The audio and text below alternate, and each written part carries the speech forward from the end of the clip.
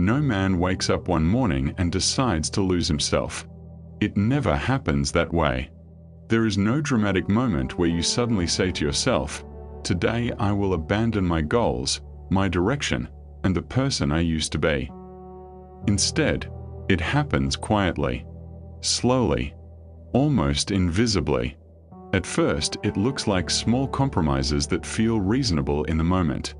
You cancel a plan with friends because she had a difficult day. You postpone something important because now doesn't seem like the right time. You adjust your schedule to avoid unnecessary arguments. None of these decisions feel dramatic. They feel responsible. They feel mature. But small compromises have a strange way of accumulating, and over time they begin to reshape the structure of your life without you even noticing it. At the beginning of a relationship, everything feels exciting. You want to invest your time and attention. You want to be present. You want to show that you care. That is completely natural.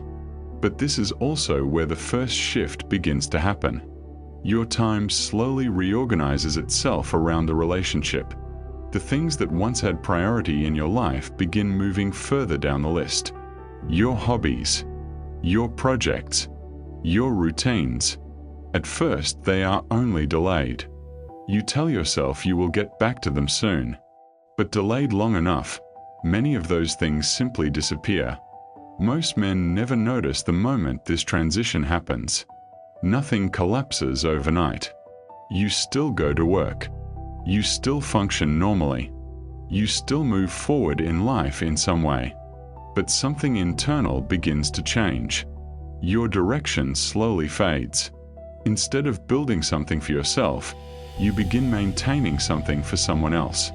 And those are two completely different ways to live. One of the first things that quietly disappears is your independence of time. You begin checking your phone more often. You start explaining where you are and what you are doing. You adjust your plans not because you want to, but because it feels easier than creating tension. Eventually, your day stops feeling like it belongs to you. It becomes shared territory where every decision requires consideration and negotiation. And while sharing time is part of any relationship, losing ownership of your time is something very different. Then another change slowly appears. Your social circle begins shrinking. Friends become less frequent in your life. Not because they disappeared, but because maintaining those connections now requires energy you no longer have. You decline invitations more often. You skip gatherings. You tell yourself you will see everyone next month when things calm down. But next month turns into next year. And gradually the invitations stop coming altogether. Without even realizing it, your world becomes smaller and more isolated. Then something even more subtle begins to change. Your ambition. The things that once motivated you begin to feel distant. The goals you used to talk about start sounding unrealistic or inconvenient. You begin telling yourself that stability matters more than risk. That security matters more than growth. Those ideas sound responsible and mature, but they can also become comfortable excuses for stagnation. The fire that once pushed you forward slowly fades into something quieter and less demanding. There is also another layer that most men rarely talk about: emotional management. Over time, you begin monitoring the emotional climate around you. You learn which topics trigger arguments. You learn which behaviors create tension. You learn when silence means something is wrong. Without realizing it, a large portion of your mental energy starts going into maintaining emotional balance in a relationship. You become careful with your words. You become calculated with your reactions. You become quieter, not because you lost your confidence, but because you learned that certain responses simply are not worth the conflict they create. From the outside, everything still appears normal. You are still in a relationship. You still have stability. Your life still looks functional. But internally, something feels slightly different. You feel tired more often than you used to. Your motivation becomes inconsistent. You feel disconnected from the person you once were. And many men assume this feeling is simply part of adulthood. They believe this is just how life naturally evolves over time. But sometimes it is not maturity. Sometimes it is the result of slowly drifting away from your own direction. A healthy relationship should not erase individuality. It should expand your life, not compress it. It should bring energy into your world, not quietly drain it. But when a man organizes his entire identity around maintaining harmony, he slowly stops developing himself. And development is what keeps a man mentally alive.